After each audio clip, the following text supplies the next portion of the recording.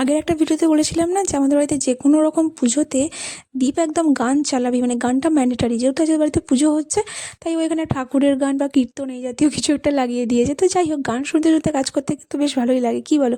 তো hello everyone, কেমন আছো তোমরা সবাই? আশা করছি তোমরা সবাই খুব ভালো আছো, আমরাও খুব ভালো আছি। আজ আছে বাড়িতে একটা পুজো, যার জন্য সকাল সকাল উঠে মামনি টুকটাক কিছু কাজকর্ম সেরে দিয়ে চলে গেছে স্নান টান সেরে একদম ঠাকুরের কাজে, কারণ ওখানে অনেকটা টাইম লাগবে তার জন্য। আর আমি এদিকে চলে এসেছি রান্নাটা চাপাতে, কারণ আজকে অনেক রান্না হবে, তাই রান্না করতে করতে কিছুটা কাজ আমি করছি। আর দীপ ওদিকে চলে গেছে নারকেল ছাড়াতে, কারণ ওটা পুজোর কাজে লাগবে তাই।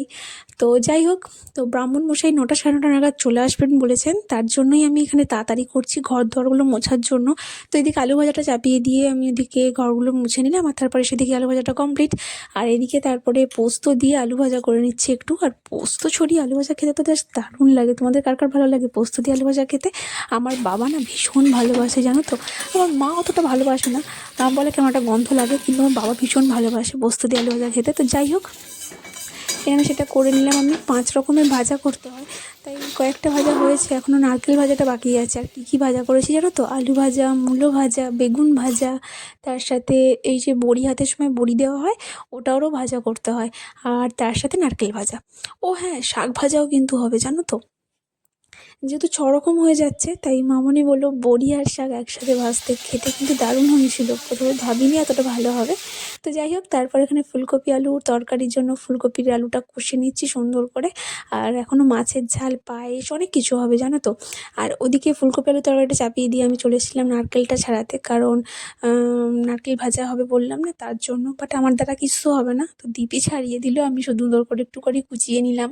আর ও আমাকে শাকটা বেছে সুন্দর করে কেটে ধুয়ে একদম পরিষ্কার করে দিচ্ছিল, একটু হেল্পও হচ্ছিল আমার। আর তারপরে আমি এদিকে চলে এসেছিলাম পায়েসটা করতে, কারণ নইলে অনেক দেরি হয়ে যাবে রান্নার। তো এদিকে পায়েসটা করছে। এরকম নলেন গুড়ের পায়েস খেতে কার কার ভালো লাগে বলো তো? আমার তো দারুণ লাগে। ওম নমঃ সর্বেবাদেবীভ্যো নমঃ। ওম নমো গণেশাদি পঞ্চদেবতাভ্যো নমঃ। ওম নমঃ আদিত্যাদি নবগ্রহে নমঃ। ওম নমঃ ইন্দ্রাদি দশদিক্পালেভ্যো নমঃ। ওম নমো গুরবে নমঃ। ওম নমঃ শ্রী শ্রী গোপালায়। তো তার মধ্যে এদিকে ব্রাহ্মণ মশাই চলে এসেছিলেন পুজো করতে। আর উনি এত সুন্দর পুজো করেন, তোমরা সেটা কার্তিক পুজোর ভিডিও দেখেই অনেকে জানতে পেরেছো। তো যাই হোক, এখানে আমি ফ্রিজ থেকে মিষ্টিটা বের করে রাখছি, কারণ এত ঠান্ডা তার জন্য। তো ব্রাহ্মণ মশাইকে খেতে দিলে উনি একদমই খেতে পারবেন না, তার জন্য একটু বের করে রাখলাম যাতে ঠান্ডাটা একটু কেটে যায়। আর এখানে দাদু, দিদা, দীপ, মামনি সবাই রয়েছে আর কি। আর আমি এদিকে পায়েসটা করছি। আর আমরা পায়েসে আমল দুধ দিতে আমার দারুণ লাগে, মানে আমল দুধ না দিলে আমার মনে হয় যেন পায়েসটা একদম ঠিকঠাক হয়নি। তো আমি শেষে নামানোর আগে, মানে পায়েসটা পুরো কমপ্লিট হয়ে গেলে আমল দুধটা একটু গুলে ঢেলে দিই, তাতে বেশ সুন্দর একটা টেস্ট আসে আমল দুধের। তো যাই হোক, পায়েস এদিকে করতে করতে এদিকে আরেকজন হ্যাংলা আমার এসে হাজির হয়ে গেছে, তো তাকে হাতে দিতে হবে। তো যাই হোক, আমি এখানে পায়েসটা গরম বলে একটু ফুঁ দিচ্ছি, আর আমাকে এখানে কপি করে ও নিজের হাতেই নিজে ফুঁ দিচ্ছে, দেখেছো? মানে কি বলবো। তো যাই হোক, ও এখানে বলতে চাইছে যে ওকে এক বাটি দিলে ও এক বাটি খেয়ে নেবে, এতটা ওর ভালো লেগেছে। মানে কোনো মানে আছে বলো তো? যাই হোক, তো তারপরে আমি বাইরে গেলাম একটু পুজোটা দেখবো বলে। মামনি বললো এখন গ্যাসটা অফ করে দে, তারপর পুজো হয়ে গেলে না হয় মাছটা করবি। সবই হয়ে গেছে রান্না, ভাত থেকে তরকারি সমস্ত কিছু একদম কমপ্লিট, শুধু মাছের ঝালটা হলেই আমার হয়ে যাবে। তো যাই হোক, এখানে দাদু বসে বসে একটু ঢুলে যাচ্ছিলো, বয়স্ক মানুষ তো একটু ঘুম এসে যাচ্ছিলো। তো যাই হোক, তারপরে আমি এখানে কাকুর জন্য মিষ্টিটা একটু রেডি করে নিচ্ছিলাম, কারণ কাকুর পুজো প্রায় শেষের দিকে। আর তোমরা দেখেই বুঝতে পারছো কাকু কতক্ষণ ধরে পুজো করেন, অনেকক্ষণ ধরে। মানে পুজোটা দাঁড়িয়ে দেখার মতনই করেন, ভীষণ ভালো লাগে। তো যাই হোক, তারপরে এখানে উনি শাঁখ নিয়ে এসছেন, আমাকে বাজাতে হবে। তো যেহেতু আমি বাড়ির বউ, তাই নাকি এসব মানে উল্টোপাল্টা কথাবার্তা বলতে লাগলো। তো যাই হোক, তারপরে একটু দাঁড়িয়ে সুন্দর করে পুজোটা দেখছিলাম, আর কাকু দারুণ পুজো করেছেন।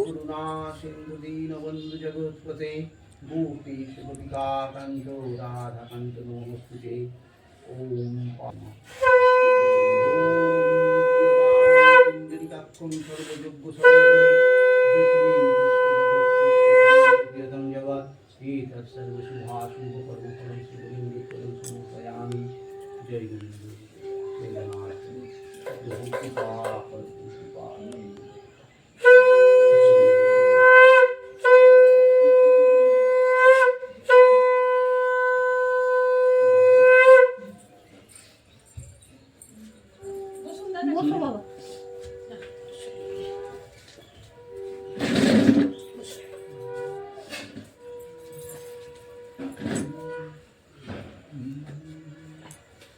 বেশি আর কোথাও নেই তাহলে। না আজকে 3 ঘরই আছে। এই বিড়াল রে, ঘন্টু তাড়ালো, ঘন্টু এখন তাড়ালো। ওই ইতু পুজোগুলো সব দুটো করেই করে। ওই প্রথমটা করে নিল, আর ওই যেদিন সেই সংক্রান্তির দিন শেষটা, তাহলে প্রচুর চাপ এই সময়। হ্যাঁ, আমার মিষ্টি সেই হিসেবে ওই অনেক বাড়ি থেকে ইতু পুজো। তো তারপর কাকুকে একটু জল খেতে দিলাম, যেমনটা বললাম। তো কাকু একদমই খেতে চান না, তাও একটু জোর করেই দিলাম। আর তারপর সবাই মিলে একটু প্রণাম করলাম, কারণ কাকু বেরিয়ে যাচ্ছিলেন। তার আগে দাদু দিদার সাথে একটু বসে গল্প করছিল। তো যাই হোক, তো কাকু অনেক করে বলেছে কাকুর বাড়িতে যাওয়ার জন্য, নিশ্চয়ই একদিন যাব সময় হলে। আর এখানে ঘন্টু এসছে, ও না একদমই প্রণাম করতে চাইছিল না। আমরা সবাই করছি, তা ওকে বলা হয়েছে, বাট ও কাকায়ের ঘাড়ে উঠে বদমাশি করছে, কিন্তু প্রণাম করবে না। তো যাই হোক, অনেক বুঝিয়ে বাজিয়ে তারপরে রাজি করানো হয়েছে, তো প্রণাম করেছে। আর কাকু তো মানে দুহাত ভরে আশীর্বাদ করেছে।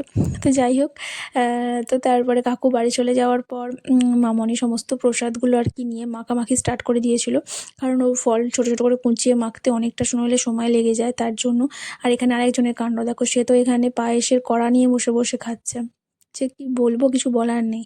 তো তারপরে এই যে যেমনটা বললাম, সুন্দর করে মেখেছে। তো তোমাদের কি পুজো সেটাই তো বলা হয়নি, আজ না নবান্ন পুজো, মানে নতুন চালের অন্ন খেতে হয়, তো সেই কারণে তো এখানে নবান্ন মাখা হচ্ছে। তোমাদের কার কার বাড়িতে আছে জানিও, দারুণ খেতে লাগে জানো তো। নবান্ন শৈল, হ্যাঁ নবান্ন শৈল। হ্যাঁ বলবে না, হাতে না, হাতে না ওটা নবান্ন শৈল, নবান্ন শৈল। আর এই যে এটা একটা কি বলতে হয়, দিদা বলেছে ছেলেকে মানে শুধু বলতে হাতে দিয়ে, বাট মামনি বলে শুধু ছেলেকে কেন, সকলকে বলবো। তো যাই হোক, তারপরে মামনি পুকুরে চলে গেল একটু পূর্বপুরুষদের উদ্দেশ্যে দিতে। নবান্ন শৈল, নবান্ন শৈল, নবান্ন শৈল। দাঁড়াও তোমাকে দিচ্ছি। আমি ডুপ্লিকেট মা, নবান্ন শৈল আমার আসল মা।